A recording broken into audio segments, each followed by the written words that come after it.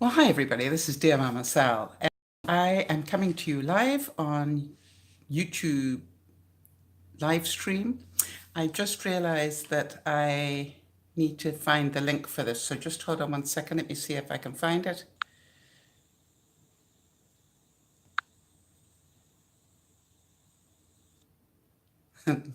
Sounds easy, doesn't it?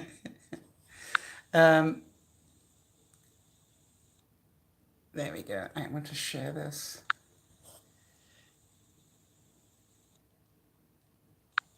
Just bear with me one second. Okay, I got a story to tell. Um, what happened was that just as I was setting up to do this broadcast, I normally take a picture of myself, getting ready. And then I replace it with the proper picture that's meant to go out with the live stream. And for some reason, my computer crashed in between the two. It's totally messed up my laptop. I can't get off the camera.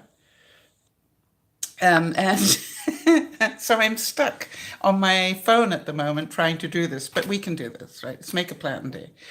The other thing is, I am not used to, actually, if I turn my camera, I wonder if it'll miss you. No, I'll leave it like this. I'm not used to recording on my phone. And so if I'm not looking in the right place, just forgive me. It's just one of those days. I don't know how to say. I'm hoping I can get this up on my own laptop just so that I can send out the link, because I've been unable to send out the link. And at the moment, I can't see any comments either. So just, yeah, it's a total mess. But that's what we do, right?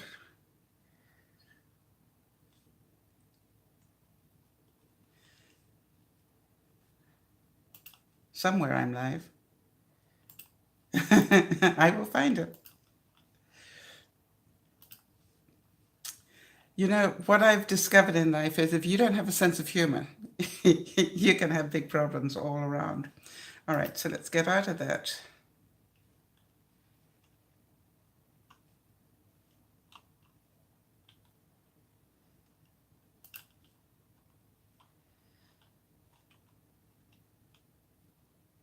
Ah, that's better.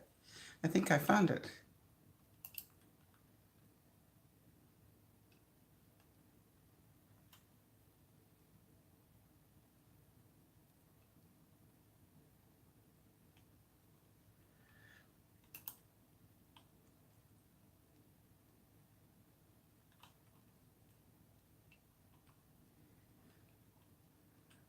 Okay.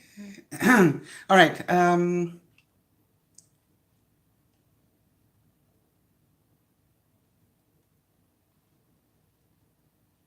Wow. There we go. Okay.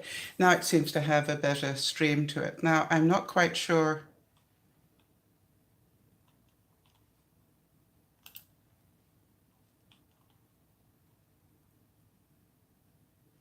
Well, it's interesting because in doing this, I have just found something new out, which is always something about, hi there, Carolyn. Thank you for being there. Obviously, in doing this, I found something new, which is great. I always like that. Hang on one second. Somewhere or another, I'm covering up part of. There we go. All right, so I'm going to keep looking there because that's where the comments are. So bear with me here.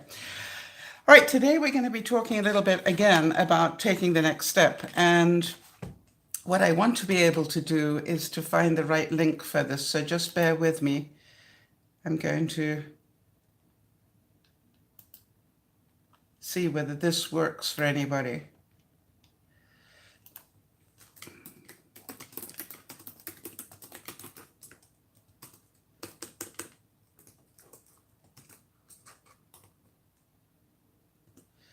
It might not. In which case, I'll be talking to myself for a long time. Well, actually, I got Carolyn here, so that's good.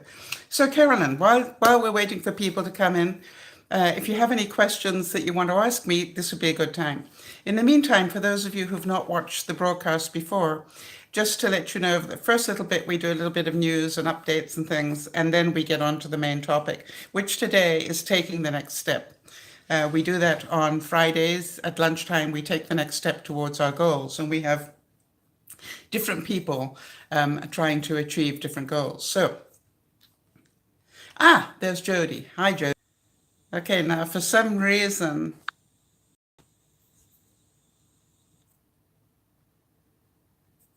yeah, it's all right. Let me try and explain this one more time so that you guys understand the problem that I've got at the moment. What happened was the I went to upload the promotion, and it got stuck with a picture of me in my curlers, but it left my camera on on my laptop, and I can't get the camera on my laptop to turn off so I can set it up. So I'm on my phone at the moment. And I'm sure it is buffering, but we will carry on because that's what we do. If I could get the camera to turn off on my computer, I'd start a completely new broadcast. Tell me something though, Jody. Did you come in on the link that I suggested? Because if so, I know that the link is working. But it's interesting, when you came in, it actually cut me off. It cut me off. So this could be a very challenging broadcast all around, but we can do this. Oh, okay. So how did you find me? That's interesting.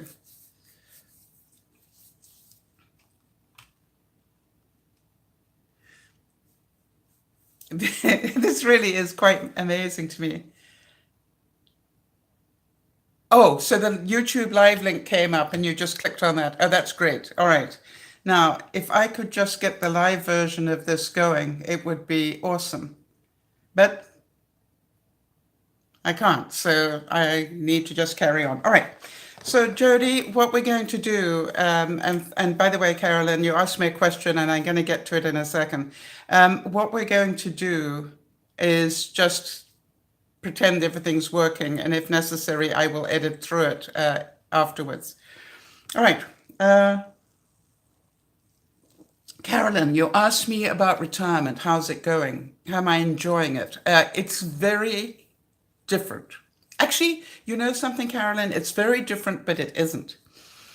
The only difference is, how did I ever have time to go to work? That's the big question I ask myself all the time. So that's a really amazing thing, because my days go by so quickly, and I'm going, and I used to do this and go to work. The other thing I have to say, I would definitely have to say that the other thing I realize is I had pushed myself too hard for too long, because my natural speed, if you like, is way slower than the one I was going at before. So there we go. The other thing I was going to suggest,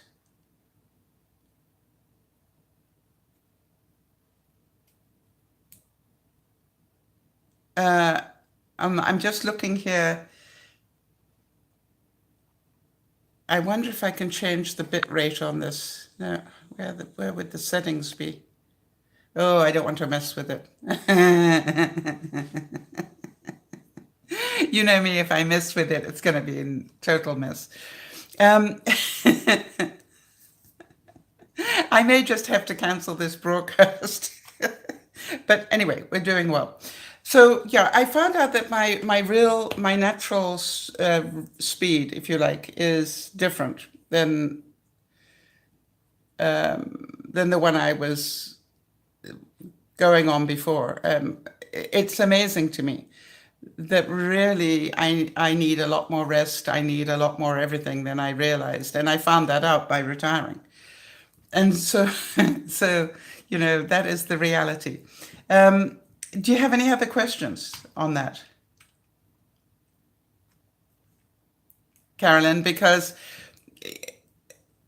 I think the other thing that I've noticed is I don't use my car very much. And so I'm really glad that I've got a what do you call it? I've got a solar panel in my car that keeps my battery charged, because it wasn't until I retired that I realized how many things were draining the battery on my car when it was just standing around. So,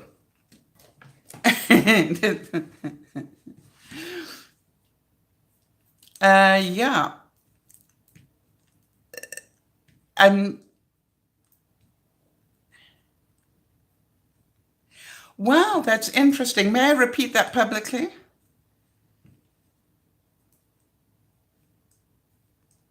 And because I think a lot of people would relate to that. Yeah, Carolyn's saying that her mum is retired and she's found that she's very lonely and such. I don't think I have time to be very lonely. Um, and my feeling is this, Carolyn, is that a lot of people noticed that, all right? They noticed that their whole being was going and interacting at work. Now, I'm a YouTuber, so you understand I interact a great deal anyway, be it, online, be it through Facebook or emails or whatever. So my rate of interaction really hasn't changed a great deal. And the other thing is, I know that if I don't get out of my house and go and meet people, I'm going to be a very lonely person. And in fact, Carolyn, one of the interesting things is the decision that I have made to actually go and live in a sort of like tiny house community is because I know I need the community. I realize that I need to have people around me. And so that's why I've done that. I made a conscious decision not to go and sort of put myself in a one-bedroom apartment somewhere and be lonely, but rather get into an environment where I'm forced to meet people, if you like. Or not. So I think depending, I think your mom probably would benefit from going and talking to somebody about this, because if she is not responsible for her own happiness, if you know what I mean, she may get worse rather than better. Does that make sense? If she doesn't understand that this is her responsibility to go out and, join a new club or learn a new skill or do something, get out and about, then she may get worse rather than better. So, it's a mental health thing if you're not careful. I, I have to say that I really do keep challenging myself technically, as happened today. And I think that sort of keeps me going in some ways. Yeah, so Carolyn, I say that from the bottom of my heart, all right? That just, make sure that she's aware that either she needs to change her, is she living on her own somewhere?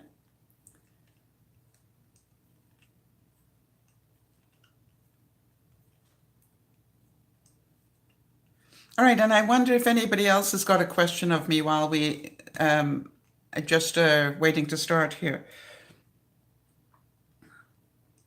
Right, Carolyn. So you may want to, and is she in a house or an apartment, or what sort of situation is she in? And the reason I'm saying this is that you might be able to help her see that maybe a change of location would make a difference. She's in a townhouse. Okay. And you see, that's the whole thing. I could have done that. I could have done that to myself, and I decided not to. I decided I actually I wanted to get into a community of some sort. And I didn't think I was quite ready for the old age home. Because I would have caused a lot of problem there, as you know. So I don't not sure how old your mommy is, but I'm 71 now, and I knew that definitely this was not a time for me to go into that environment. So I needed something sort of as a stepping stone. I needed to get out of my big house, which is what I'm busy doing. She's 65, right? So she retired immediately, right? I didn't retire until 2 years ago. So hang on one second. So that is also another thing. So she's got lots of living to do. Does she realize how much life she has left? I mean, the reason I say that is because I think we have to understand today that the possibility is that we're going to live, you know, close to 100. And definitely, you know, most of people will live into their 90s, and those that are better kept will last into their hundreds. And I look at it and say, wow, you know, I mean, I spent a really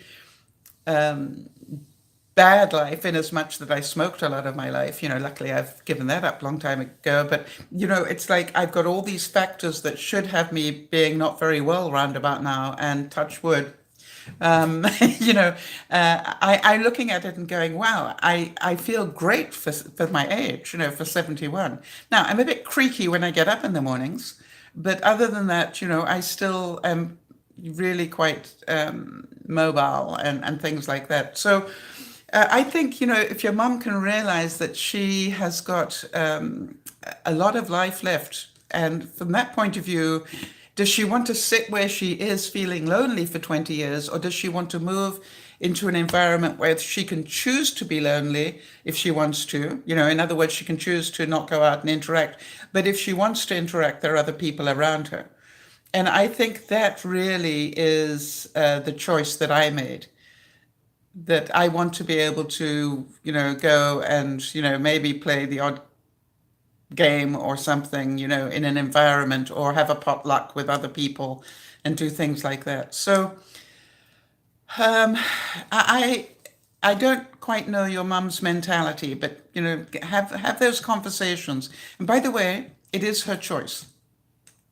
She's worked her lifetime, and what she does in her retirement is really her choice. So as long as she understands the risks that are involved if she doesn't keep her mind active. Is she connected wirelessly? I mean, is she somebody that, you know, that is good technically on the computer, that she can keep herself entertained on the computer if necessary? But there's nothing to beat real life interaction. You know what I mean? It's really important. And you know, I've had real life interaction because I have a friend and tenant downstairs. And so we sort of chit chat regularly. But I realized that when I downsized, she wouldn't be in my life. And that's why I needed to have other people around me. Ah, so she only kind of knows how to use an iPad. Right. So therefore, um, does she like to play games and things? You know, and so the thing is, what does she like to do? And what did she do in the way of hobbies or stuff like that before she retired? Because I think a lot of us, you know, when we're busy working, say, oh, when I retire, I'll do this, this, and this. And the truth is, you don't. Well, you do some. You know, Jody, who's online with us at the moment as well, Jody will tell you that, you know, her plans changed completely because she got sick. And so a lot of the things that she said about, oh, when I retire, I'll do this, this, and this, um, you know, that that changed dramatically for her. Okay, so she never had any hobbies to start with. Wow, that's unusual. Was that because her whole life was her children? And that's probably why she's lonely. Yeah, if she has an interest in really using it, you know what I mean? That's a good idea, Jody, to get her a class where she can learn how to use it better. Her children and her work. May I ask what sort of work she did? Because maybe that will help. You see, because it sounds to me like she gave her life to others and isn't used to looking after herself. I'd love to talk with her. You know what I mean? It's just like, wow, that would be really interesting. Um,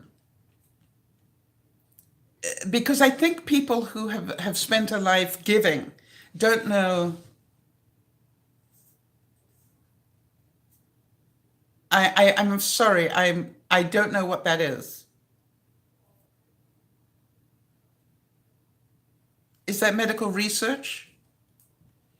Forgive me for not knowing what that is. I'm geographically challenged. I live in Canada, and I've never heard of that.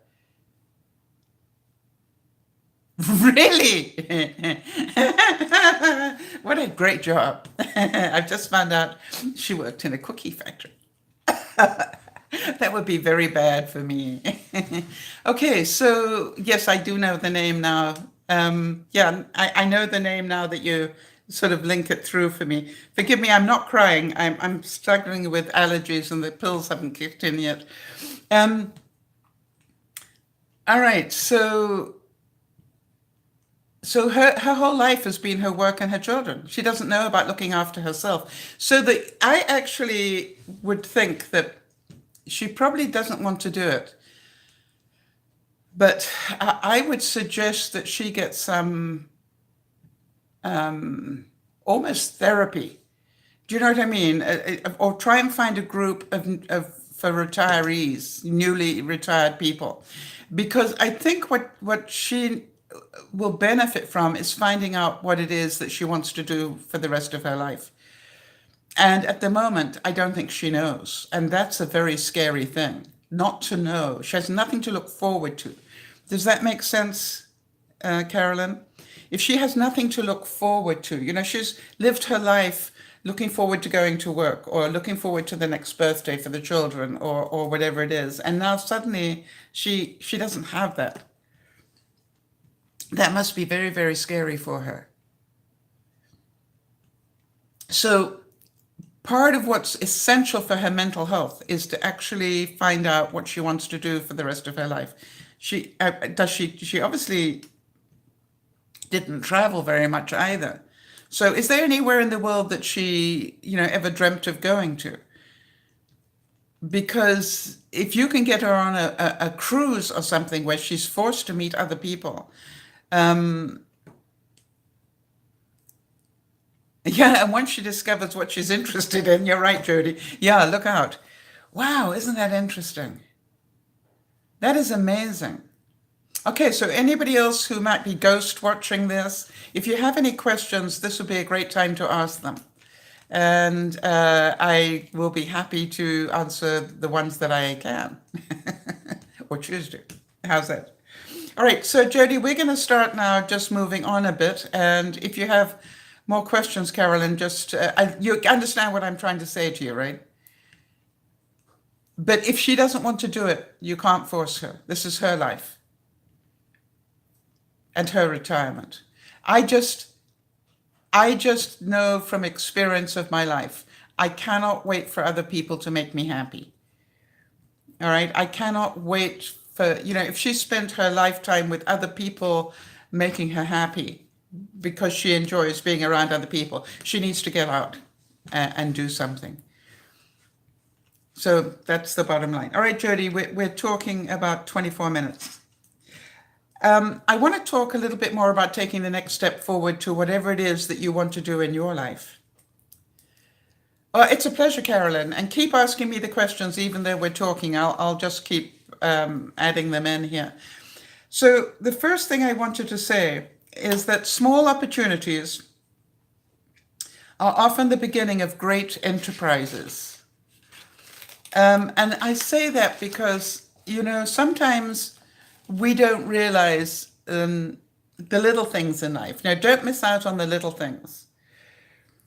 I've said many, many times before that I could have not done YouTube. You know what I mean? When Benji said to me, I want to share you with the world, I could have said, no, that's way too difficult. I'm not going to do that. The other thing is, you've heard me say many times before that I could have quit many, many times on that opportunity to help others. But, the funny thing is, I keep remembering that one step at a time. If any broadcast helps any one person, and thank you, Carolyn, This one apparently was about helping you. If any one broadcast helps any one person, then I know that it was worth doing. And so to me, that makes my day, and I thank you for that. And Carolyn, perhaps you can see what I'm saying here, that I get my joy out of helping others as well. I just do it in a different way. And so to me, it's very, very important that we understand that. The other quote that I've got here is that all things are difficult until they are easy. I like the quote, everything is easy to do once you know how to do it. I know somewhere in my computer there's a really easy way for me to turn off the camera on my laptop that is causing the problem and cause me to broadcast on my phone.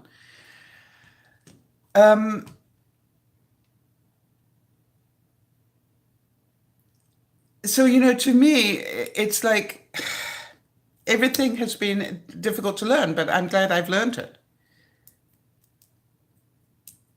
Yes, it's interesting. Jodie's saying that she ran a ceramics business for many years and started from one person wanting to purchase my work to use on their driftwood art pieces. Wow. You know something? I also used to do ceramics, Jodie. I don't know if you know that. I used to have my own pottery set up in my garage, complete with a kiln and everything else when I was in Africa. It was there that I learnt the joy of the reject shelf. You've probably heard me talk about this, but it was a very interesting experience for me. Yeah. Um, I used to have this shelf where, if I'd used the cadmium red and it had, crawled its way down the pot or whatever, I'd obviously put that piece on the reject shelf. But I found out that people loved the stuff on the reject shelf. They didn't just sort of like it, they loved it because it was so unusual. And they kept asking me, how did you do that? And I realized this is not a good idea to have a reject shelf. This now needs to be relabeled, as, the showcase shelf. And it was so funny because I did so many things that were rejects to me because, I'm a perfectionist, as you are, Jodie. And, I used to have them on this shelf and people would pay an incredible amount of money for these fascinating works of art, which they were, of course. But only a potter would know that was cadmium red that had just crawled its way halfway down the vase. It wasn't that it was a brilliant piece of work on my part. But other people loved it. So who am I to say it's reject? The same thing. The same thing I found out about doing YouTube. I cannot tell you how many times I didn't want to put up a video, for example, in the days when I was putting them up daily. And, then I'd find out somebody would write to me and say, thank you so much for putting this up. It really helped me. And I'm going, how? Inside me, I'm going, how did that help anybody? But if it helps somebody, I'm happy. So to me, it's about what is it you want to do? I was wondering, actually, Jodie, if there is any way in which your experience, if you look back and say, if you had known 10 years ago that you were going to be as sick as you are today, but still with doing incredible stuff, but what would you have done differently 10 years ago? And the reason I'm saying that is maybe part of what will inspire Carolyn's mom is to say to her, if you only had 6 months to live, what would you still like to accomplish in your life? Give her a shorter time span and then say to her, now you've got possibly 20, maybe 25, that's a quarter of your life that's left. And you're going to sit here doing diddly, or are you going to, expand your horizons a bit?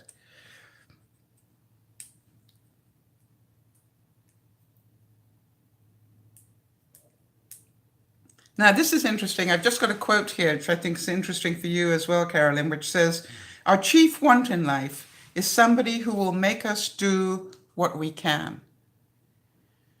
All right. We all are waiting for somebody to inspire us. Would that be true? Do you guys agree with that? And those of you watching it on the replay, do you agree that we're all waiting for somebody to inspire us to do things?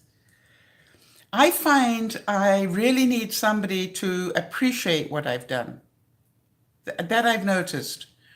I will do something and I will actually take a picture of it just so that somebody else can see it and give me some input on it. Or I will actually say to somebody, I need you to ooh and ah what I've just done. I've just tidied up, in the studio. I need you to ooh and ah. In other words, I want them to come and have a look and see how far I've come.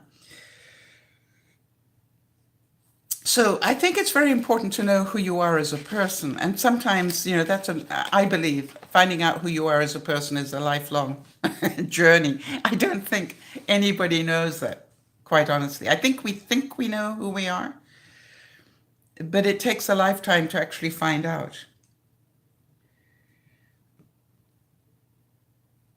Now, this is an interesting quote. And I really like this quote. It said, adversity reveals genius. Prosperity conceals it.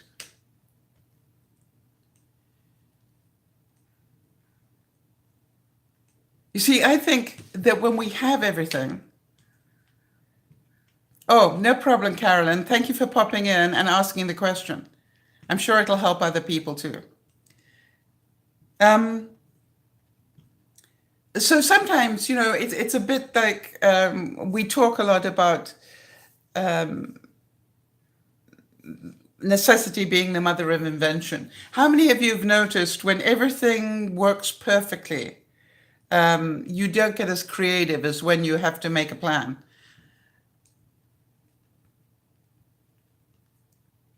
Yeah, that's interesting. So Jody, in answer to that question I asked, she says that if she could go back 10 years, she would say that to realize that every single day is a special occasion.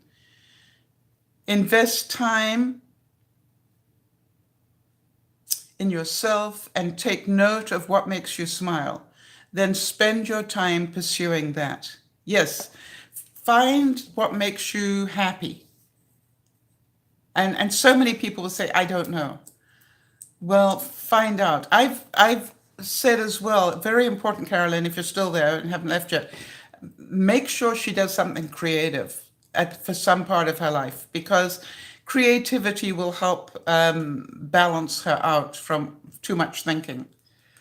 And that's, I think, what happens when you retire. You have more thinking time. And so that's why it's a challenge.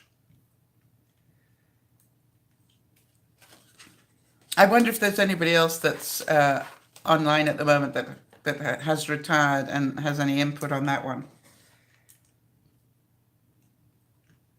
I think the other thing is that your ability to excuse me,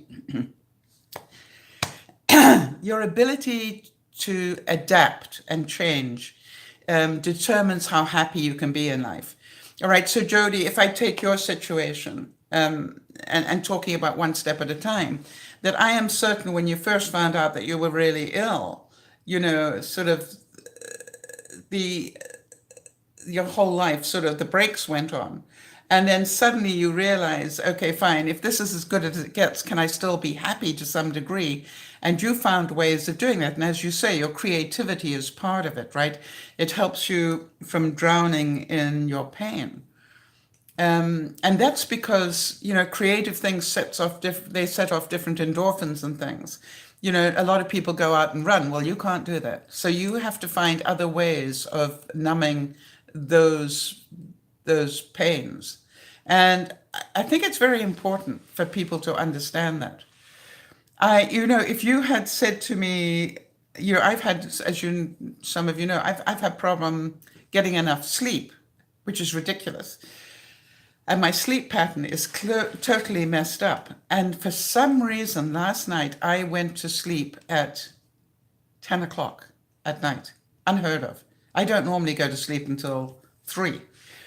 And I slept all the way until 11 this morning. I mean, that is amazing. Now, Why? What did I do yesterday? Well, yesterday I went for my mammogram. If any of you haven't seen that video, you might want to check on that one. And it was an interesting sort of outing for me. And I just don't know why I slept that well. I've thought about what did I eat? Maybe what I had to eat made a difference. Well, I had a pretty good day of just having stir fry. I had a stir fry for lunch and the rest of it for dinner. Um, well, thank you, Jody. Jody's just saying that I brought out the creative spark in her again. She had lost it, and with my encouragement, she's finding it again. Well, Jody, I do know. I mean, I know for a fact from my own experience that being creative is a very important part of numbing the mind to the rest of the world. I think the reason may be that it takes different parts of your brain. I think I've discussed this with you before, that a lot of our logic and thinking and all that sort of stuff takes left brain. And even funny enough, I'm not 100% sure of this, but I'm pretty sure watching something on YouTube, even though it might be a creative thing, actually, because it's a learning type situation, might also use left brain. But when you're physically doing stuff with your hands, that's right brain, right? When you're drawing, when you're doing needlepoint, when you are, in my case, doing art, that requires right brain thinking. And it's a very good way to balance out your mood. And I think also because it takes so much concentration to do those. Now I know for the people who are knitters, awful lot of people can knit and multitask, knit and do something else as well, like watch television. But I've noticed, I kid myself. Hi, Kay, good to see you. If you have any questions, ask them. We're doing a fun broadcast today. And if there is a buffering problem, please forgive it. I'm on my phone, owing to the fact I hit a problem with my computer. And by the way, Jody, I even completely I completely turned off my computer in the hope that when I turned it back on again, the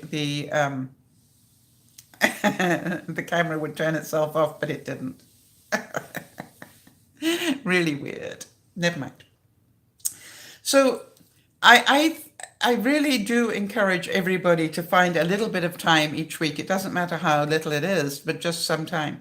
As you know, I don't know, Jody. I'm trying to find out. So I will have to Google it later and work out how to turn off the camera. It's turned on because I had set up a broadcast, and then my Chrome crashed with that in the computer. Does that make sense? For some reason, Chrome crashed on me, but it didn't turn off my computer. It turned off everything else, but not my computer. Not my camera, sorry. But, it's a learning moment. I'll find something out. So, and I thought by turning it off, it would turn off the camera. Wrong. But, I take it as a personal challenge. Yeah, my personal challenge was if you think this is going to stop me doing a broadcast, you can think again. I'll do it on my phone. And then I remembered that I had taken this picture of myself in the curlers, and I'm hoping nobody got to see that because, I literally do, it needs you to take a thumbnail picture.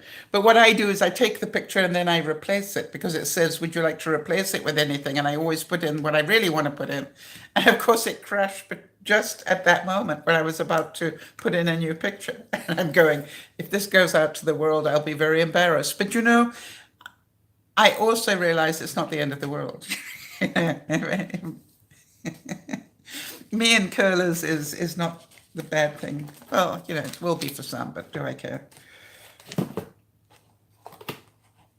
So I wanted to say that Kay knows that I look cute in curlers. Yeah, because you see video. I've actually done videos of myself in curlers, haven't I? Good point, Kay. Yeah.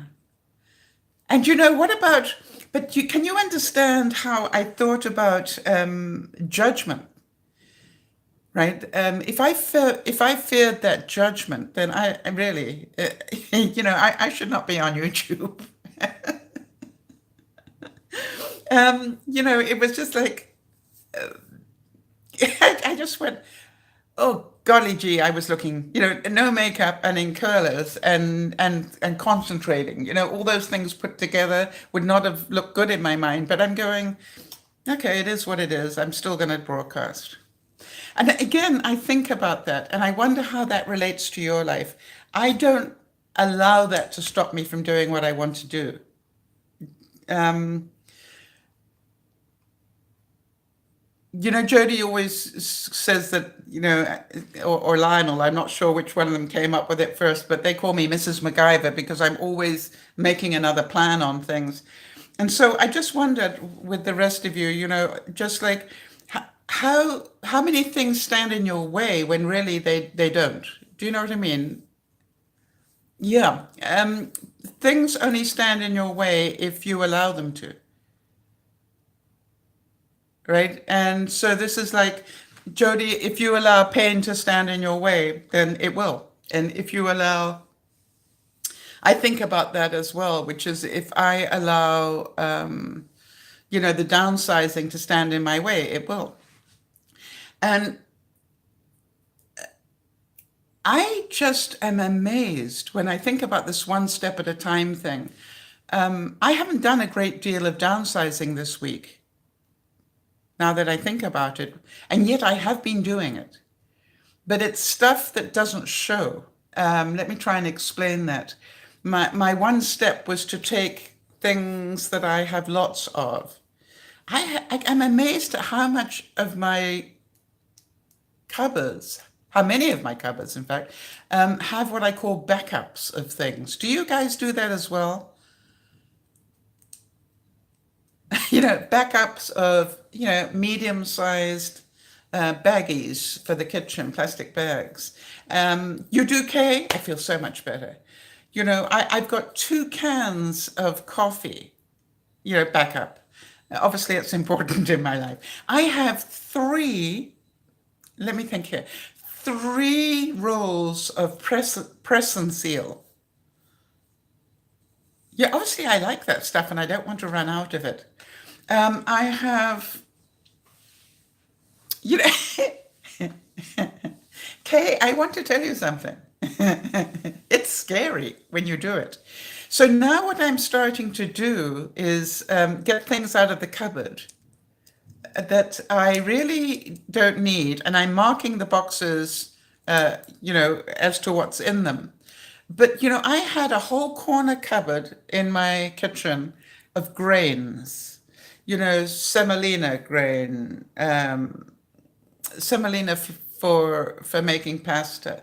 I had semolina for eating. I have lentils. I have pearl barley. I have popcorn. I have, and they're all in jars, and it's a whole cupboard of them. Seriously?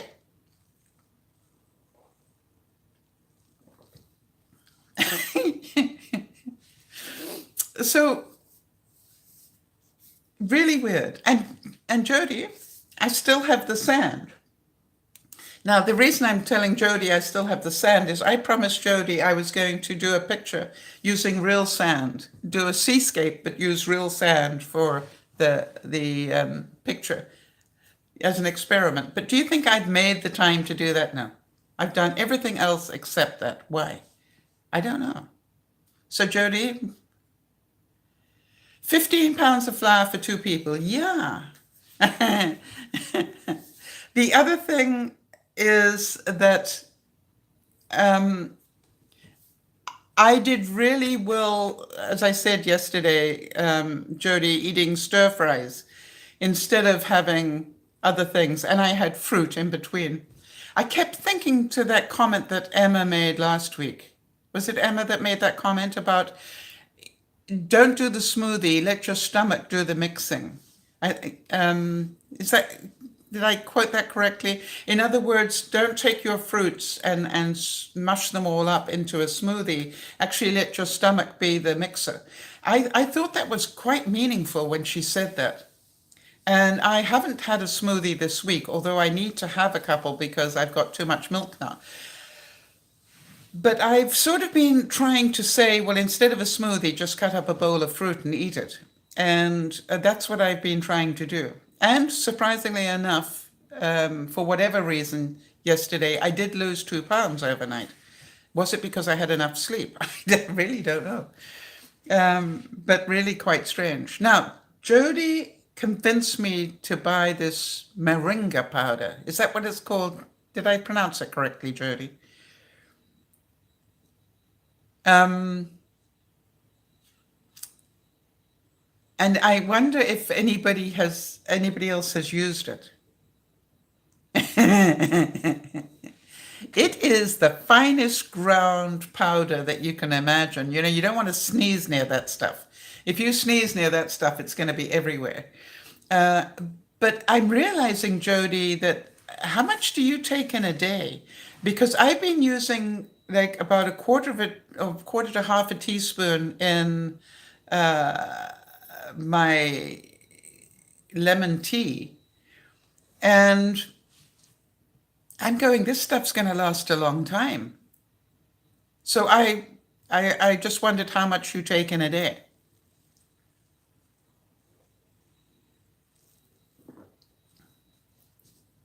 And what are the benefits of taking it from your experience?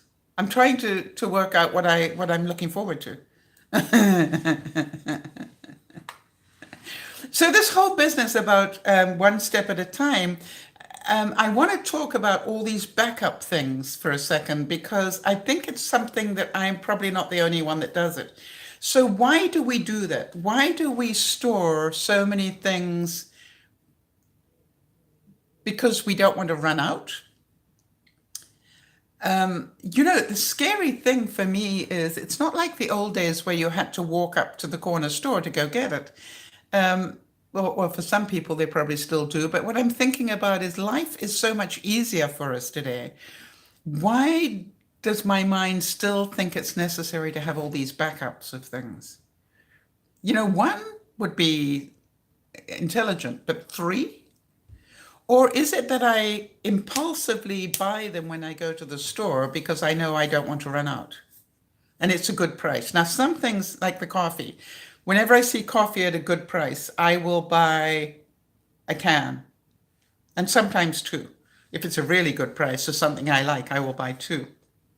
The other thing I found with my coffee, and I mentioned this before, is I might not particularly like that sort of coffee, but what I do is I mix it in with good coffee that I like, so that it improves the taste, but still I get the benefit of the lower price in volume. That works quite well. I get some interesting tasting coffees. Okay, so right, so Jody's saying that this moringa powder that I bought, she has 2 capsules. So many benefits. Lionel notices, that's her husband, joint pain relief, and she does as well to some extent. Metabolism and digestion aid, so many others. I'll send some info. Okay, that's good. All right, so I look forward to that.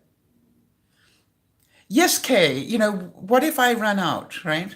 So Kay, here's your challenge for the week, right? We do, as you know, we do this one step at a time. I tell you what I'm going to do. I'm going to actually empty that cupboard of all the spare stuff and get it into one box. And what I will do is I will take some video footage of it for you. And I'll keep it to the stuff for the kitchen. And how many, you know, I'll also show you how many grains I've got. That's insane. You know, it really is insane how many I've got. Yeah, because I want you to know you're not the only one. But also, let's work on, now the other thing that I found is I downsized, you know, it's about the baking trays.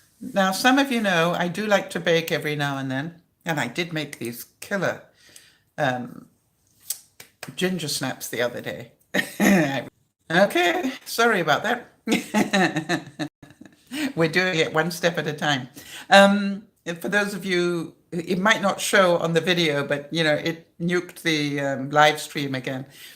We can do this. Anyway, so it was a number of baking pans and muffin pans I've got. And I've decided I need to get really strong here. I want to throw out all my muffin tins and now get myself some silicone ones, because I think that silicone ones will be easier to store in my new environment than metal ones. The other thing I really like is I have one flat baking sheet. And I put a silicone mat on it to cook cookies on. And I love that because the silicone mat goes into the dishwasher, but the actual sheet itself, you know, the metal sheet, you know, doesn't need to be cleaned because it just got hot. It didn't get dirty. I love that system. So I'm looking at it and going, do I really need all these different sizes and shapes of pans? Yes, Kay, isn't that the truth? I want to quote Kay here. I have many dishes that I got from my mother and I don't want to get rid of them. Memories. Yeah, well, here's the thing. Kay, listen up. Look me in the eyes for a moment. You are going to get rid of them. Or you are going to spend your life finding room for them. Do you love them to bits? Other than the memories, do you actually love the dishes?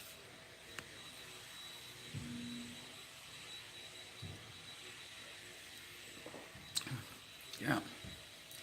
Now, I want to tell you that my friend Yvonne downstairs, she ended up literally getting a storage place to house the memories. Hi, Kerry.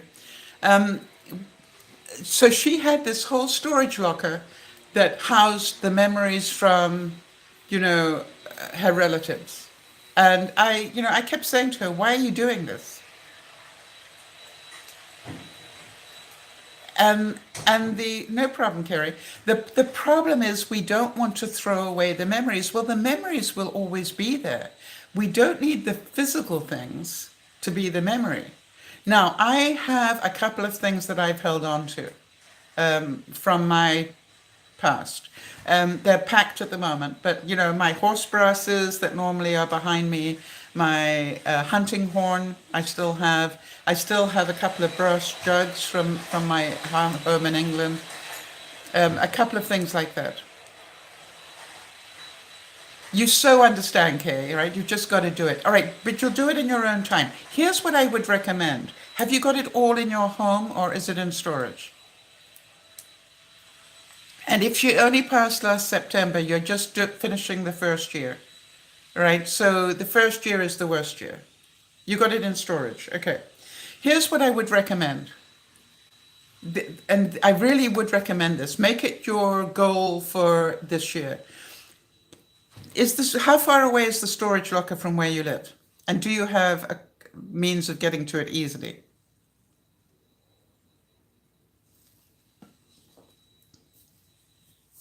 Hi, Beth. Good to see you. Or not see you, as the case may be. So, Kay, what I'm thinking of, oh, it's all in your home, even easier. All right. And it's in boxes in your home? Or have you unpacked it and it's part of your life?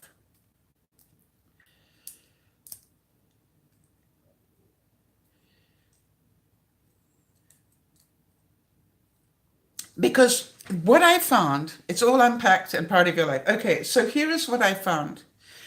Take this coming year and do what I've been doing this year. Take one drawer, empty everything out onto your bed, and say half of it can go back. Take one shelf, take everything off and put it on your dining room table. and say half of it can go back. Take all your dishes, your mom's, yours, great Aunt Frida's, everybody's. Put it all on the dining room table and say half of it can come back and back into a cupboard. And the other half, now let me think of all the excuses why you keep it. This is important. All right, what goes in your mind when you look at it all? You go, I should hang on to it in case I have a big dinner party. What goes through your mind? Because either keep your mum's stuff or keep yours. You know what I mean? Don't keep both. Yeah, I know that. I know that. How often do you have a big dinner party, Kay?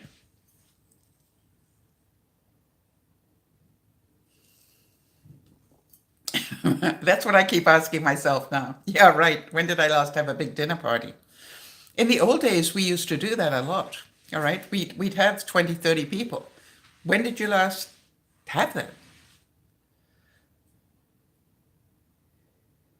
And the other thing is, if you do have 20, 30 people, not as often as you used to. Exactly. And that's what I want you to remember. That in the old days, we used to entertain a lot more than we do today. That's reality. And so you've got two choices. Let's say you've got four complete sets of dishes. Allow yourself to keep two. That's enough for 16 people, probably. Do you know what I mean? That's a big number of people. And you have more than that, rent it or let them eat on paper plates. You know what I mean? They make good paper plates these days. They're not like the old days. They make some very fancy paper plates. And so say to yourself, I can keep. And that's what I'm doing, Kay, with absolutely. For example, I just cleaned out for the second time my small gizmo drawer in the kitchen. Do you know what I mean by the small gizmos? The lemon zest machine, the take the pips out of cherry machine, all my small gizmos, take an egg yolk and, suck it up thing. All those things, I've got a drawer full of them. And I took them all out and I ran everything through the dishwasher to start with because it was in need of it. And then I said, you can only put half back. And that was amazing what I had in there. A bun warmer, not bun. In their role in England. It was just like, yeah, when did I last use that? But it was a present. Somebody gave it to me. It doesn't matter that somebody gave it to me. It's time for it to go. All right. And I've got boxes of silver downstairs. Old English silver, candelabra. When did I last entertain, period? But when did I last entertain that I would need a candelabra? I will actually be giving those away to people. Do you know what I mean? It's like those things are going to be given away. Because it is time. Now, there's some things I definitely will hang on to. Now, as some of you know, I'm doing a downsize with a sort of question mark on it. I'm going down from 2,500 square feet into 500 for a year because I want to learn how to live without. I want to learn how to live without 24 plates and 24 this, that, and the others. So the question is, if I'm only allowing myself to have one set of dishes, which set of dishes do I want to keep? Now, here's my reality. My reality is the dishes. Yes, I'm going to store. Yes, and in answer to that question, Kay, I'm going to take a lot of stuff that I would and store it for a year. I've done a costing on that. How much will it cost me to store it for a year? I reckon it'll cost me about $12,000. No, not even that. What am I talking about? About $3,000. let's say five, just in case. Let's say if it's 5,000. But I want to hold on to them because if I can't hack it in 500 square feet, I will then pull it out of storage and it'll be less money than having to re-buy them all. Does that make sense, Kay? Now, if I decide that I can hack it in 500 square feet after a year, because I think it's going to take one winter to find out if I'm going to go stir crazy. So if I can, then that was an investment. That 5,000 was actually an investment. So I will just, let it go.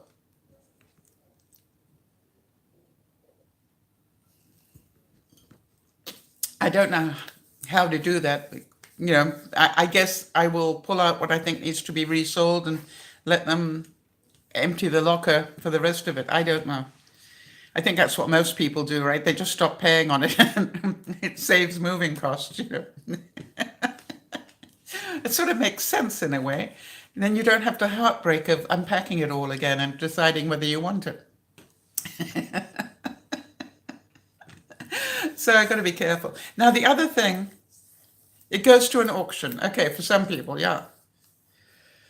So I look at it and go, everything is doable if we want it to be. So we definitely carry too much stuff. One of the things I've said to people, and I don't know if this makes sense to anybody except me, which is I'm amazed how many people spend $200 or $300 a month on a storage locker when they could actually have $200 or $300 extra in rent and have the storage locker in their home. Does that make sense? That $200 or $300 could buy you an extra bedroom, the same size or bigger as the storage locker. But people don't seem to get that. And it would be in your house and you wouldn't have to drive to get it.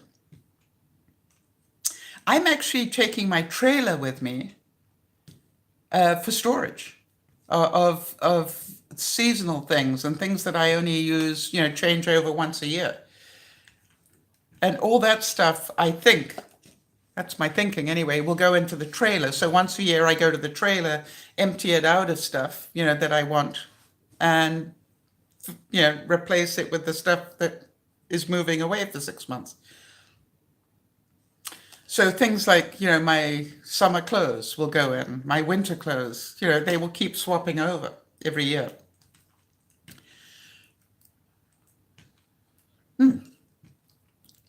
Now, I'm interested that Beth's online because I did mention this last week and I want to mention it again.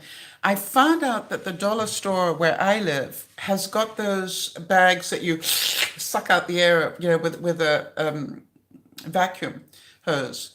And what I found out is if you don't have the vacuum hose, you can just roll it. You just take the lid off it and roll it. And it will actually push the air out significantly. And then you just put the cap back on again. And it does a pretty good job of releasing, pushing out most of the air. Yeah, exactly. That's saying rolling works just as good. Yep. And so I really am going to be using those for my clothes. I've got a couple of them ready for some of my winter clothes, or actually it'll be my summer clothes now. But no, I'm not moving until March. Interesting. Yeah. But I was thinking for things like extra blankets. And by the way, I was looking at how many blankies and comforters I have for a single person. It's quite scary. Now you're saying, but you might have visitors, so you will need a spare one for the visitors. Yeah. But even so, you'll be amazed how many I've got. Kay, if you're still with me, and Jody, how many have you got? And how many spare towels? you know what I mean? It's in case somebody comes to visit. Yeah. It's amazing when you downsize that you realize these things. You're going, yeah, really? Thank you, Kay. I'm so happy I'm not the only one. But it is scary, isn't it? Now, the other thing I did, and I'm sorry this gets a bit personal, but maybe it's necessary. Yeah, yeah. Jodie's saying she thinks she has four comforters. Yeah, exactly. That's what I have as well. Okay, so how about this was a difficult one for me. I actually took, and it's amazing the things that make a difference. I took all my underwear and threw it on the bed and said, "This is the container, and you could only put your bras, as many bras as fit into this container back." You have no idea how many bras I threw out.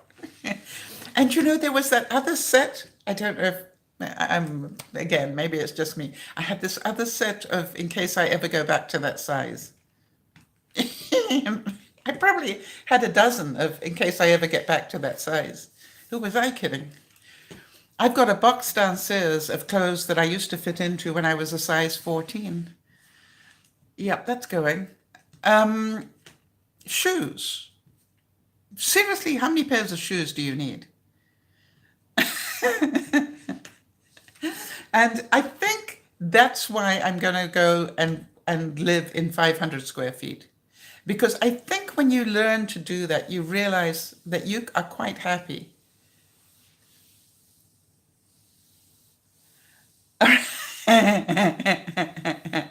Okay, hi, Mara. All right, so Mara is saying, I need to purge my comforters, pillows, and sheets. I have an insane amount. I use the way of thinking to condone it. Visitors, yeah, I know, it's amazing. That is the best part of moving, getting rid of useless stuff. It's not useless stuff. Here is the thing, Mara, it's not useless. There is some poor person who needs it. All right, somebody needs comforters, the refugees coming into the country or whatever. So don't look at it as it's useless. I donate it all that I can to the Diabetes Society or whoever, so somebody else can make money out of it. So, Mara, I'm glad that you're owning this as well. So the challenge, one step this week, is take one item, comforters, pillows, dishes, flatware. All right? And just take that one item and get everything that belongs in that category and put it in one place, on a table, on a bed, somewhere, and say, I can keep half. Oh, Beth loves to clean. So Beth hoards cleaning supplies. Yeah, you want to see the amount I've got? Yeah, so don't try and clear the whole house, Mara. That doesn't work for me. All right, it's too overwhelming. And even if you say, I'll take 3 of the pillows or 4, do it in whole numbers. I'll take 4 pillows and I keep the best 2. The other 2 are gonna go. Now, don't fool yourself into saying, well, I'll use it for packing up other stuff. No. What I do in my closet now, and I've been doing it for nearly a whole season. I keep one plastic bag that I hang on a hanger in my closet. And if I pass the same top, for example, 4 times, I pass it, I try to wear my clothes in rotation. If I pass that same top over 4 times, I put it in the bag. And 4 times I've looked at it, and 4 times I don't want to wear it. So guess what? It's going. Just how many tops have you got? There's another category, right? These things. I've got tops. I've got, what do you call these?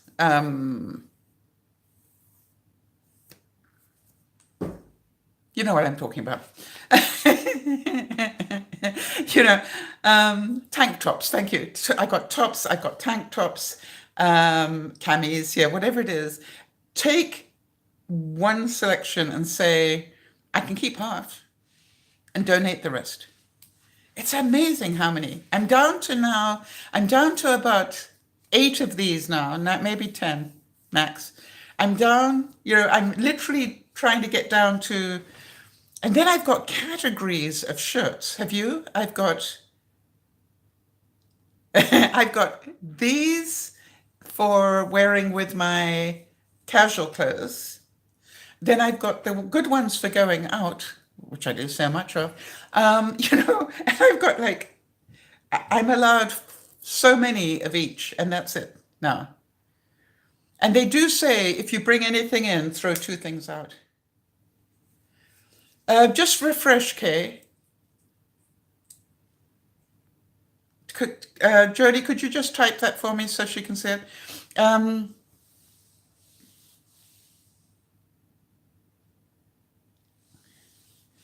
Wow, that's amazing. Jody's saying that she's down to 6 tops. That is amazing. 6 tops for autumn and winter and 3 sweaters. That is really good. Yes, we have to get rid of the things we save in case we get down to that side. No, we don't have to. No, I don't believe in have to. You may choose to. Right? And that's the difference. The difference is choosing is going to make you feel better.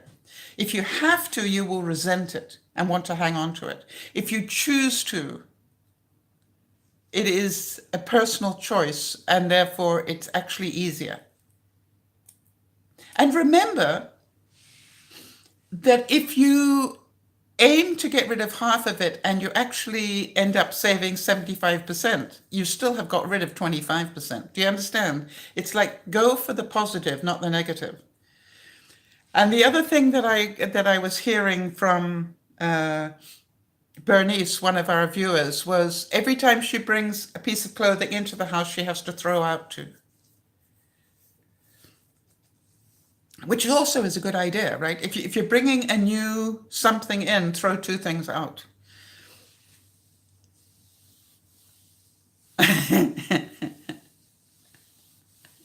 Now, I want you to imagine, I'm going to be moving into basically.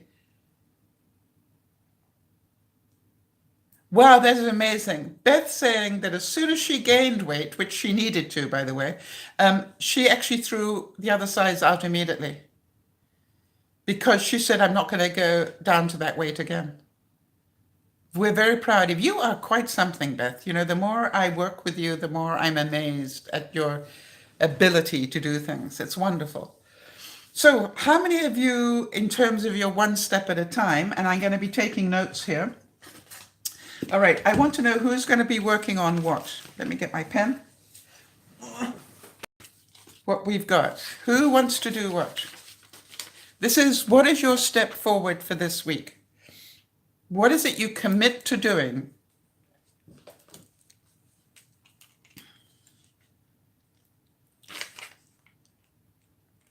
Okay. Sorry about it. So Kay is going to do her closet. All of it or just one category, Kay?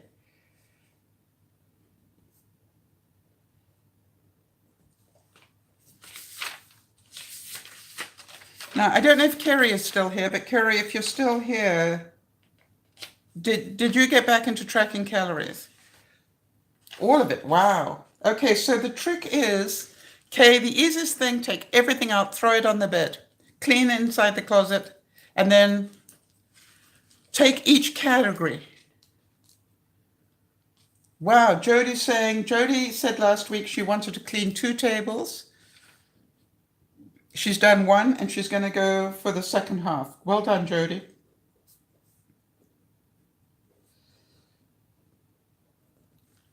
Okay. Trina's not here. Let me see.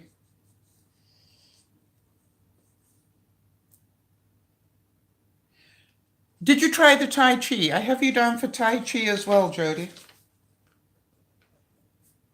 To try and do the arm movements.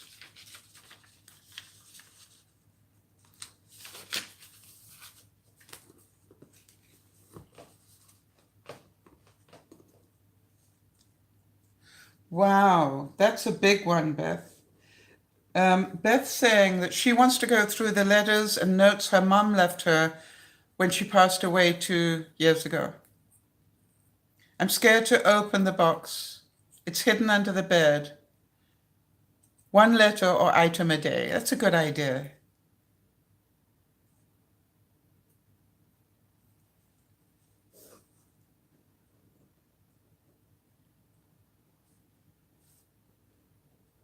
Yeah. The only thing I would say, hi, Linda, good to see you. Beth, what I'm thinking though is every day might be more difficult than just taking 1 hour and going through as many as you can in an hour. And the reason I say that is because it's going to be emotional. And do you want to do, there's part of me, and this is just my stuff, right? Part of me goes, it might almost be more difficult to do it one every day.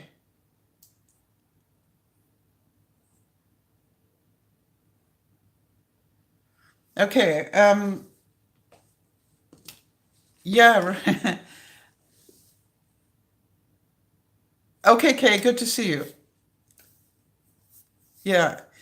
I just think that when anything is that emotional, doing a little bit every day, I say to people that hurting somebody slowly is called torture.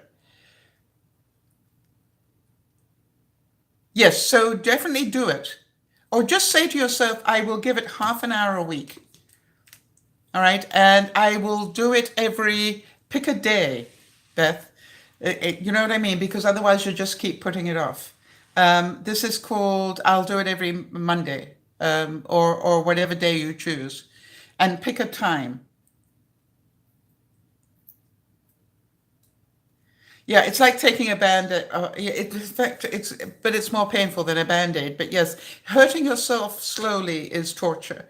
So if it's going to be something that's emotional, I would suggest do it in a bigger chunk because and remember to do it with the right mentality. When you read it, know she left those with love, obviously, and see them in that, and that's important. The other thing to think about, when we get rid of these things in our lives, this is what helps me a great deal. It helps me a great deal to think if I were in a hurricane tomorrow or in a flood, and the whole lot got destroyed, what would I be upset about? And I think, Beth, to have not read those notes and letters, probably you would be upset about that. And so, yes, do it. And as somebody said to me, if necessary, take pictures of them and store the pictures. You know what I mean? In a safe place. Put them on a disk and put the disk in a safe place. Know that you've got it all. You can read them again anytime you want to. The only thing I've found is I have stuff stored on floppy disks somewhere, and I'm going, I'll never be able to see those again because we don't have floppy disks anymore. So think about that in terms of technology. Remember, as the technology grows, to keep updating it to the present day technology. Or take the pictures and keep the pictures, because it'll probably take up less space.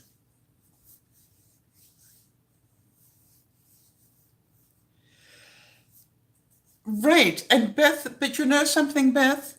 Listen to how solid Beth is on this, right? She said, the not knowing is hard. I just have to stay adult and not go into my childhood stuff. Beth, I give you permission to go into your childhood stuff. All right? And it's okay to feel. You need to know this, Beth. It is okay to feel. But that's why I'm saying do it in one chunk, and then at the end of the time, set a timer. Yes, I will do it alone so I can finally grieve. That's it, really, Beth. Give yourself permission to do that. And just literally at the end of the hour, remember the good times and the good things and say, that's my grieving for this week. All right? See it as a positive outcome. I have done my grieving for this week. Now let me get on with the rest of my life. I have noticed, Beth, in the time that you've been with us and participating in the broadcast, that you are really good about compartmentalizing your life.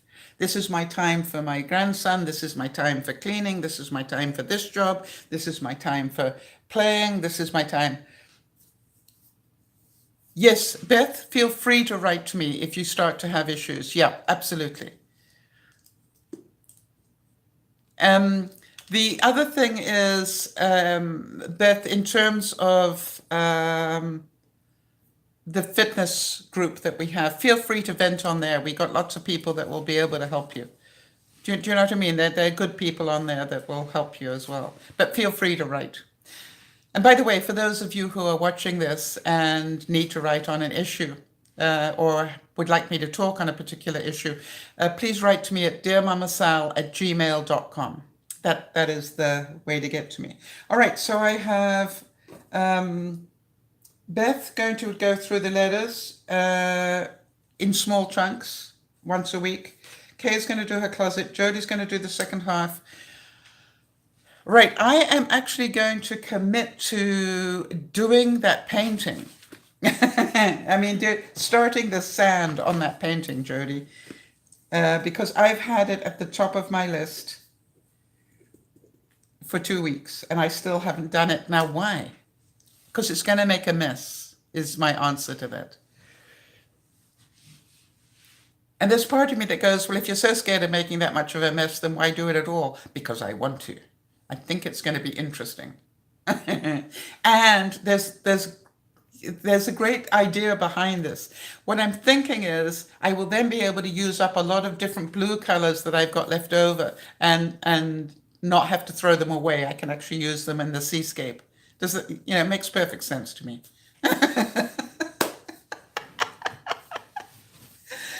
So that's what I'm going to do. That's the one thing I'm going to do. By this time next week, I will have put the sand down. Even if I haven't got the other colors, I will have done the sand.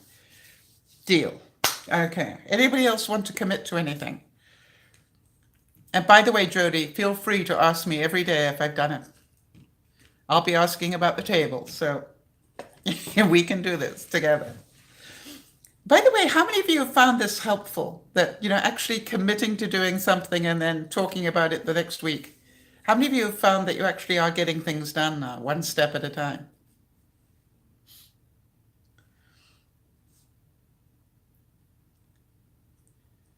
Good. I'm pleased because I think this is the whole thing that we procrastinate. It empowers you. Yeah, Beth. Every week it's helpful. Linda, I've got your note here somewhere. Wait a minute. Linda, how is this the eBay stuff doing?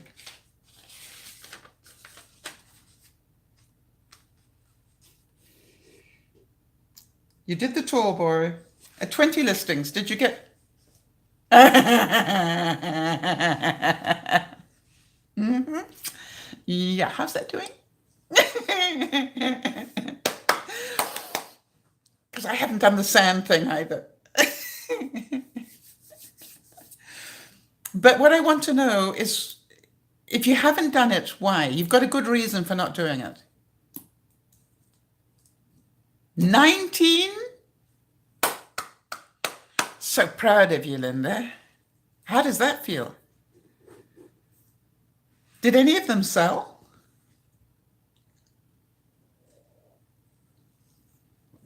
I'm wondering whether to sell stuff on eBay. I wonder if I've got the discipline to do that. I've got so much stuff. The other thing, just so that you know, my other plan B is that when I store everything, I'm going to start bringing out a box, a couple of boxes. Once I've got my own stuff unpacked, I will start pulling out a couple of boxes. You've sold 13 of them already. You're just selling regular stuff? Are you serious? And how do you work out how much it's going to cost to ship and everything? This is fascinating to me. And what happens if you ship it and they say that you haven't? You know, in other words, or do you insure everything, or do you? I think we need to know more about this because a lot of us have got a lot of stuff to get rid of.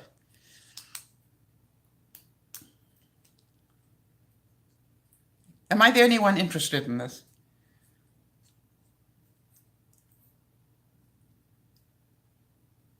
You've been selling stuff for 13 years. Wow.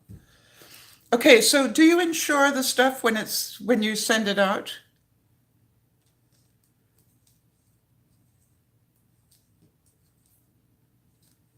Because I keep thinking people can say, well, I didn't get it. And you're going, well, actually, yes, you did.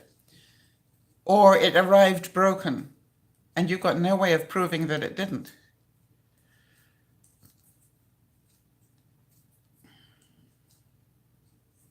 So I'm very interested in that.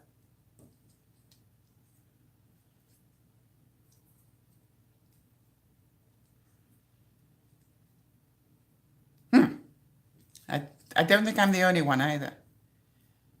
And what sort of things are you selling?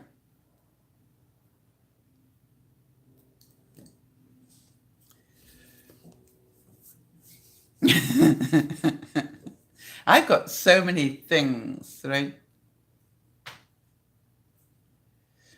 Now, I actually, oh, by the way, I did hear from Ozzy this week. For those of you who, um, for those of you who know Oz, I, I managed to chat to him this week, and he's fine. But he did give us all an incredibly good way. Jody, did you try that sleeping method that he recommended? Yeah, but Linda, we're trying to find out what are you selling so that we can get an idea of what to sell. Um, he sent a link. It works, doesn't it? Yeah, I mean, I'm wondering whether the reason I'm sleeping as well as I am is because I'm doing that. What he sent, and if anybody would like the link, write to me at dearmamasal@gmail.com, and I will pass that on. But it is the way that they teach the military to go to sleep, you know, while they're lying on rocks or while they're sitting upright or whatever. And I want to tell you something. It is amazing how well it works. So if any of you suffer from insomnia or have trouble getting to sleep, um, you know, it's worth trying. It's worked for me, and it definitely works for Jody as well. So worth an attempt. Okay, so the things we get to talk about, right? All right, now how about this one? How about the future belongs to those who believe in the beauty of their dreams? I was thinking about that whole thing that Kay was talking about with her mom. You know, if you don't have any dreams left, why get up in the morning? So it's really important to, you know, keep thinking forward. None of us knows that we're going to be around tomorrow.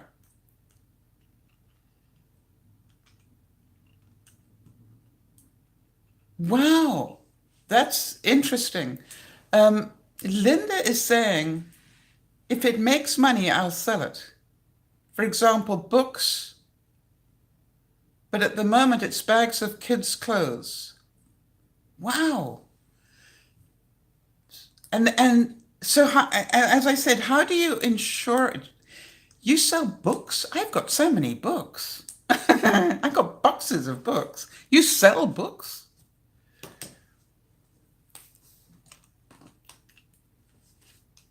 What do you, I mean, Linda, can you send me the link to where you do these things so I can see? That is amazing.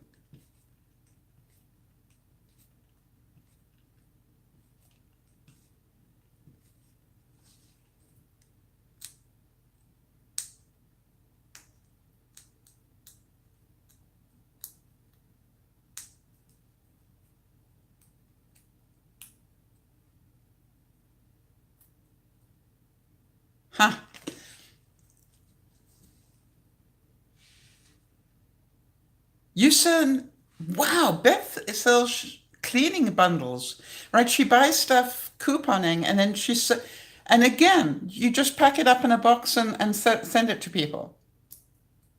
I am very interested in this, guys. So teach me.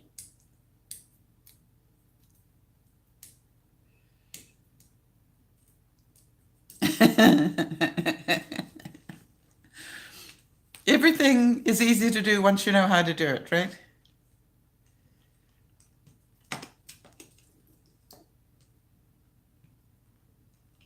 But as I said, what concerns me is how do you work out what it's going to cost you to send? Or do you box it all up first, weigh it, and then find out how much? That seems like a lot of work to me.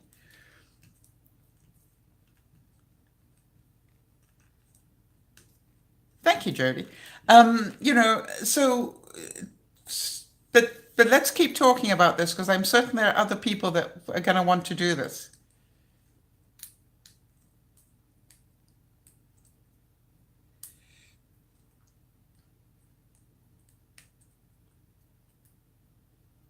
By the way, I had, other than the technical problem I've got with my camera not turning off on my laptop, I had a technical problem with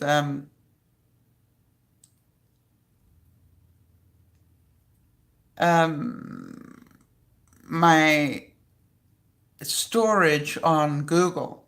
I accidentally nuked the storage renewal on Google and I had to get it reset. And when I went to reset it, they upped the price on it. And I was not amused about that. You know, I made a mistake, right? A genuine mistake. And it was quite funny because, I literally spent about a year, not a year, an hour arguing with them about it. Okay, so Beth's saying she does this locally. So they meet in a public place. You got regular customers. You sell for 50% off retail value. That is incredible.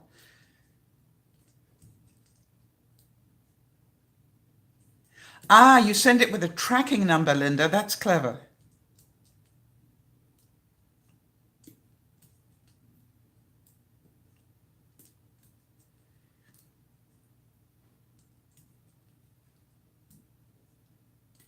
Okay, so she knows roughly how much it's going to cost. And then, okay, so you know roughly how much it's going to cost and you just put a rough figure on there for the postage. Okay, that makes sense. All right. Very interesting there.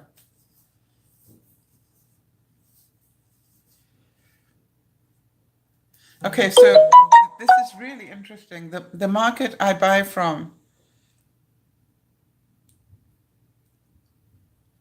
Wow. And so you're buying big black bin bag for $10 and then you split them into, yeah, amazing, Linda. Very clever. Very clever. All right. And so you're buying things in bulk and then selling them off into sets. Very clever. Yeah.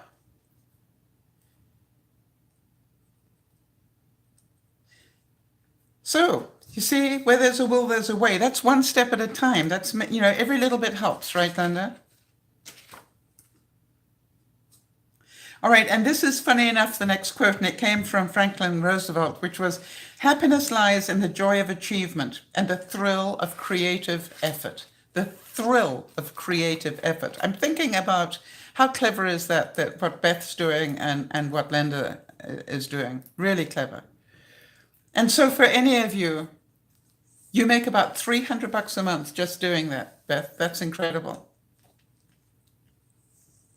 That is really, it pays a few bills.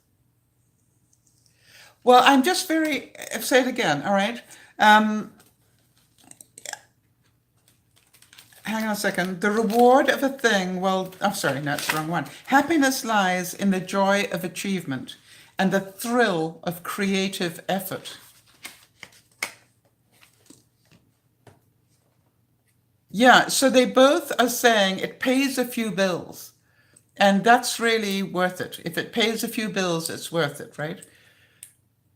The same way as I'm downsizing to get rid of a whole lot of bills and a whole lot of debt.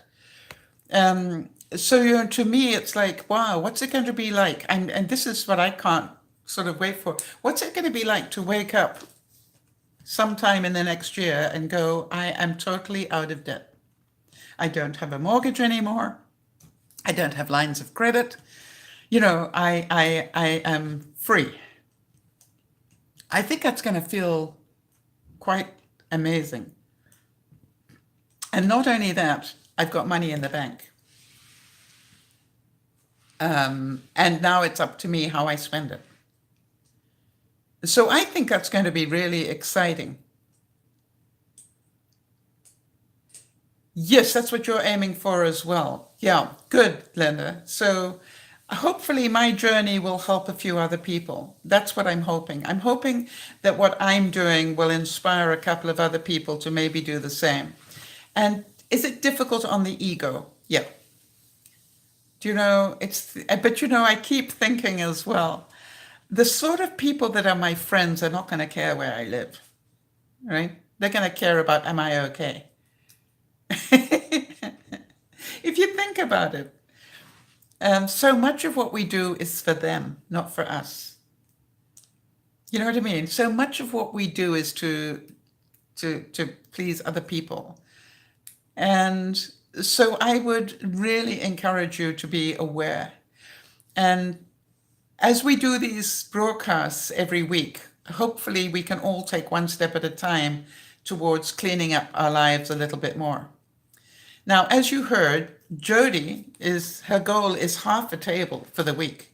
You know what I mean? This is like, but it's an important table to her. And that it's going to be difficult. Yeah, thank you, Linda. Linda's saying, bless. That's what I think, Sal. I don't care where you live as long as you're okay. Yeah, and that's, I want to be able to be okay. I want to be able to be more than okay. And my biggest fear is that you guys are going to say, we want a walkthrough of the fifth wheel, right? Because I'm going to a luxury fifth wheel thing, and I'm going, how long will it take before it's tidy enough to do that? Or do I just show you what it's like with all the boxes in the wrong places? It's just like, I know you guys are going to ask me for that. And by the way, I really think it's going to be challenging. And the biggest challenge is how to bring stuff into it. I realize that on day one, all I can take in, are the bookcases that I put my cubies in. I've got to get those in place before I bring anything else in. Bless you, Linda. Linda's saying, don't do a walkthrough, just be okay. Choose your home and be okay. Yeah. Yeah, I can do this. It really is. It's quite a challenge, I must say. Yeah. But I don't know why. Something tells me it's going to help a lot of people. That if I can do it, then other people can do it too. And that's not my sole reason for doing it. I'm doing it because I want to be out of debt. But I'm looking at pictures all around me. Actually, I can take this out of here. But, I'm looking at pictures and I'm going, I have nowhere to hang these pictures anymore. So maybe I'll sell them, on eBay. So, it is very challenging. I've got so much stuff, but it's a lot less than it was 6 months ago. I tell you, I'm amazed how much I have managed to clear. The other thing is that I find, for those of you who are doing this, I try to work on getting one bag of garbage out of the house every week. Literally, I don't care what it is.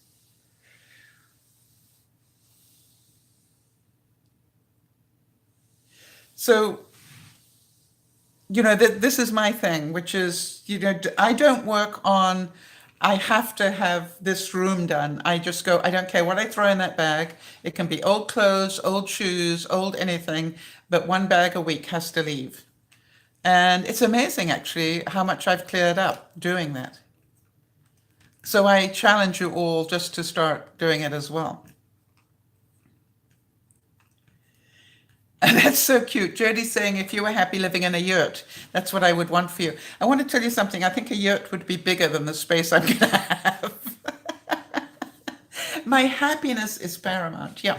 I actually really, I'm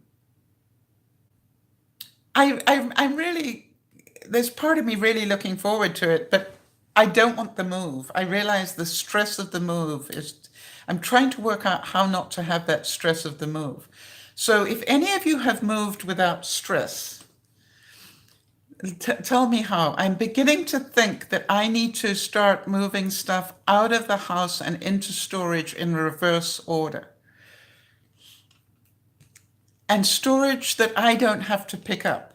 You know what I mean? That I get somebody else to deliver. I think it might even be worth the price. I'm thinking about pods. Do any of you know about pods? I'm wondering whether that's the way to go, whether that's a good way to go for me. Even though it's more expensive, it might be a better way.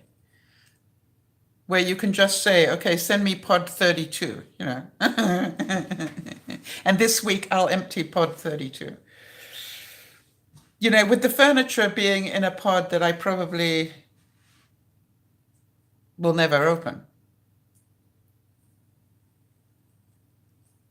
So,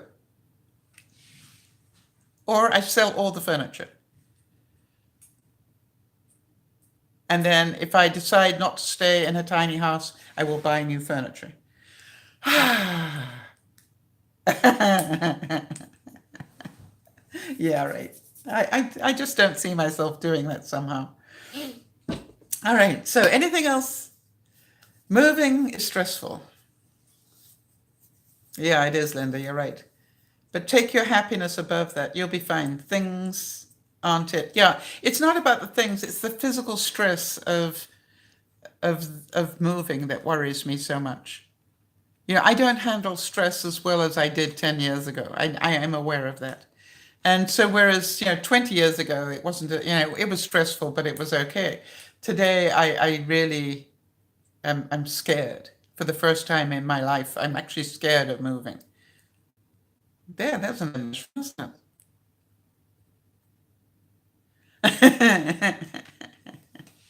But I'm going to do it.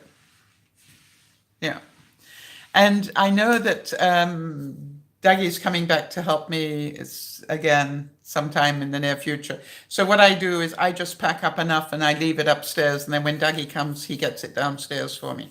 So yeah, that helps. Yeah, thanks, Jody. I appreciate that. Appreciate the hugs.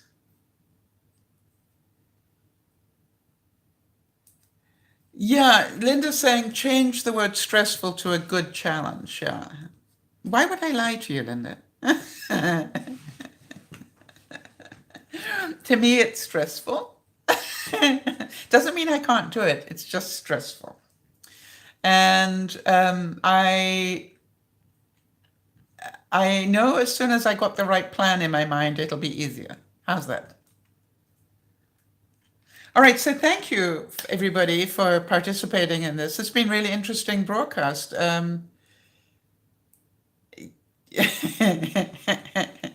Linda's saying you lie, Sal. Never. I try and keep it honest, I must say. That was my commitment to myself, Linda. When I said if I do YouTube, I'm going to be as honest as I can. I did not want people to see that I had this perfect life and didn't make mistakes. I really didn't want that. I didn't think that that was fair. And I still believe that. It was not about how many viewers can I get that think I am perfect. That is not it for me at all. This was why I want to stay real.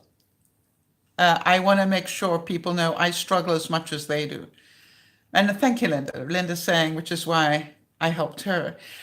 Because I quite honestly think that we're living in a world, in this YouTube world, where so many people make their lives look perfect. And I think it's going to come back and haunt a lot of people because it's not realistic. And when I say it's not realistic, that it's not, in a way, it's almost not fair to the viewers, right? If you paint too rosy a picture of everything, because that's not life. Life isn't easy, right? Life is full of difficult days and sometimes weeks and months on end. And so to have this, daily perfect picture to me is scary because I'm scared of what we are pretending,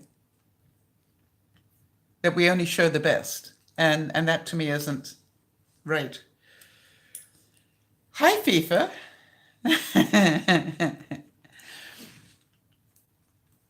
Good to see you.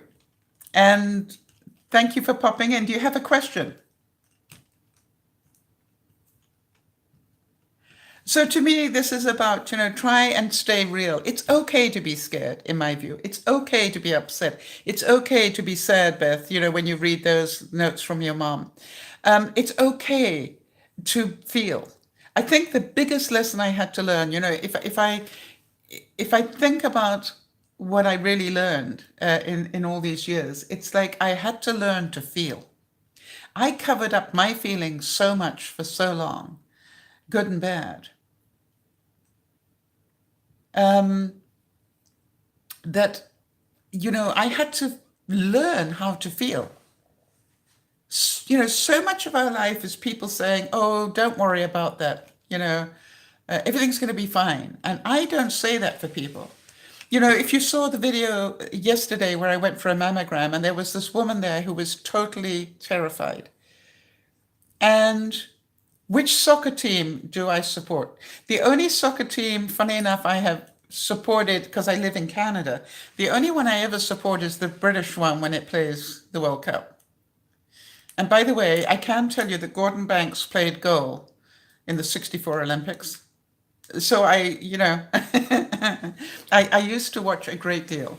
The one thing, even though I was in Africa or in Canada, I always followed the World Cup in those days. So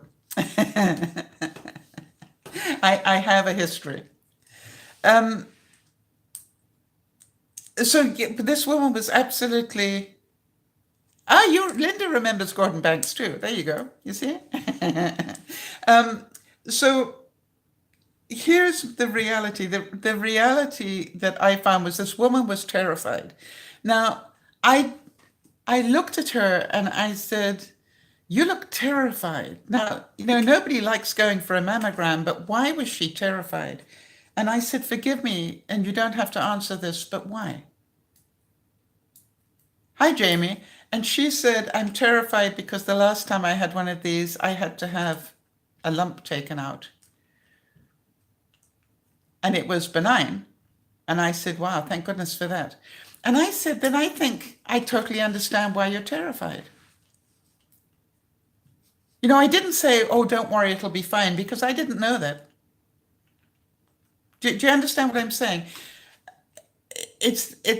I don't know she's going to be fine, so why would I tell her that lie? I just said, I can understand why you're a little bit terrified. And then, hi, Carl. But then I said, oh, you want me to do another movie maker video? That's interesting. Yeah, I haven't, I only ever did the one and nobody really commented on it, so I didn't do another one. Thank you. So may I ask why? What was it that you saw that you enjoyed? Anyway, so what I was saying that what I said to her was just be thankful you live in today's world. Be thankful we have mammography screenings. Be thankful that they picked up the problem last time and that they have the technology to be able to tell you it was benign. You see, if you can, try and work on the upside of this, not the downside. But I totally understand why you're upset. And it was funny because she came out after her checkup and said thank you. Very, from the bottom of her heart. And I said, "It's my pleasure, ma'am."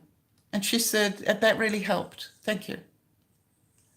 And with tears in my eyes, it was like such a small thing to do. But you understand, stop telling people that it's going to be fine when you don't know that it is. All right? Because I don't think that is right. Okay, so FIFA fan, it helped you make a lot of videos, really. Can you tell me why? I'm interested to find out what was I doing because there's so many videos on editing. Why was it that mine helped you? Interesting to know.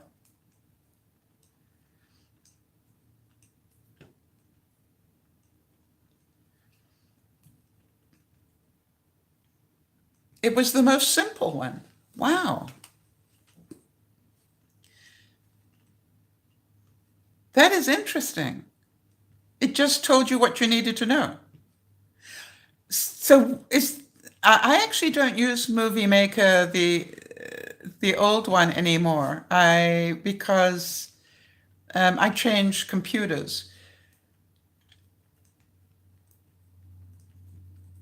And I find that I'm using another program now, but the whole thing is the principle of how they work is the same on almost all of them. But it's good to know. So maybe I will do some more about different ways to edit. Which one are you using? The YouTube one?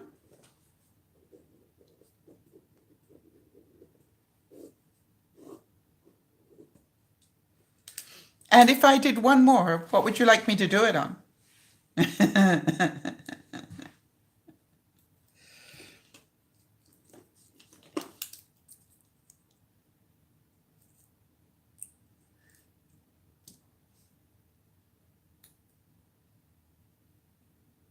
That's I find it fascinating that you found it simple. And I like to think that I am.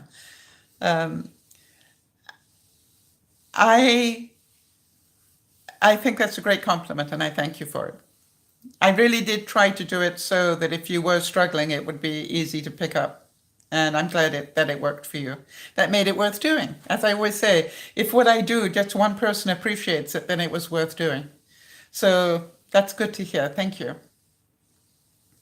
All right, so guys, I'm going to get out of here pretty soon and try and find out how to turn off the camera on my laptop.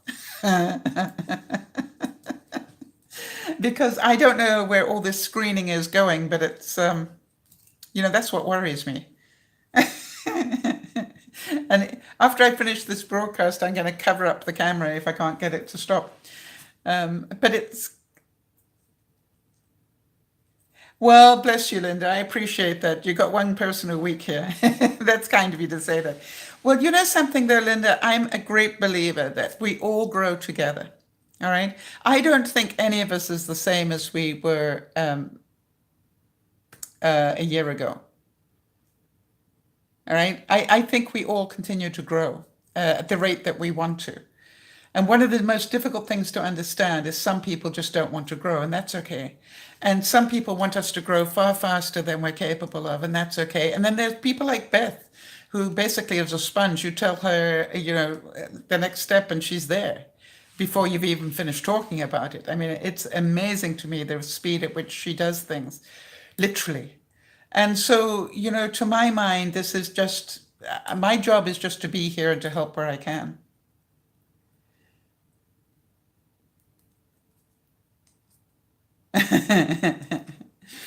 Well, I think, Linda, it's really good that you're gentle on yourself. You've done some great work, really. You've done some really great work on yourself. And I'm certain because of that work, you're also passing it on to the people that you care about.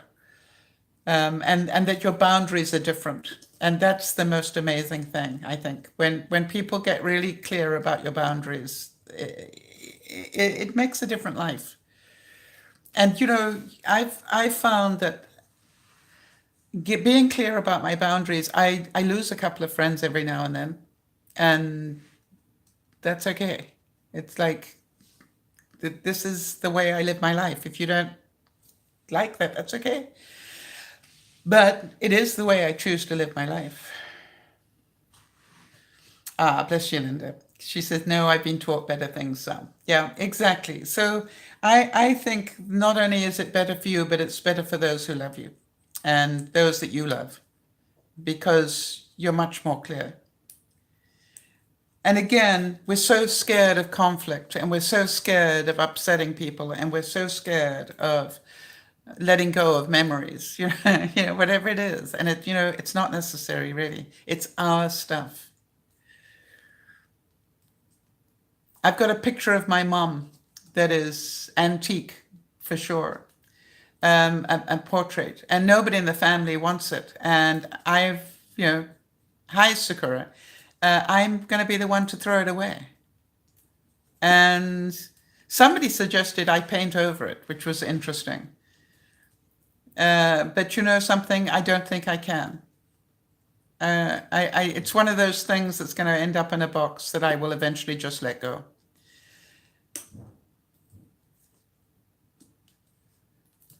So you look at it and go, we all have memories we don't want to let go of, and that's okay. Just, Sakura, we were talking a great deal about downsizing today. And I wondered if you have a goal for this week, because people have been giving me their goals. And one that you'd like to be accountable on. Because I know you do a great job.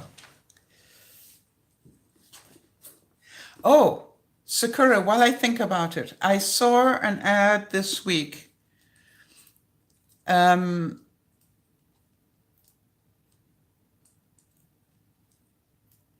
saw an ad this week for charcoal is good for getting rid of mold. Does anybody else know that?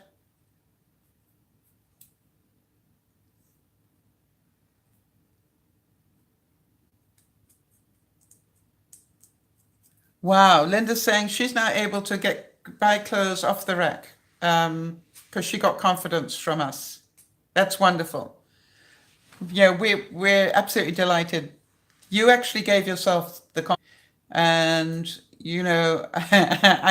I I am very, very happy for you. I really am. Yes, not only the bad smell, but I hear it actually does get rid of mold. I don't know how. So might want to do a bit of research into that. I keep thinking about you, Sakura, and that mold issue. So check it out. All right. So everybody, I hope you have a wonderful day. I will see some of you this evening. And for the rest of you, thank you for participating.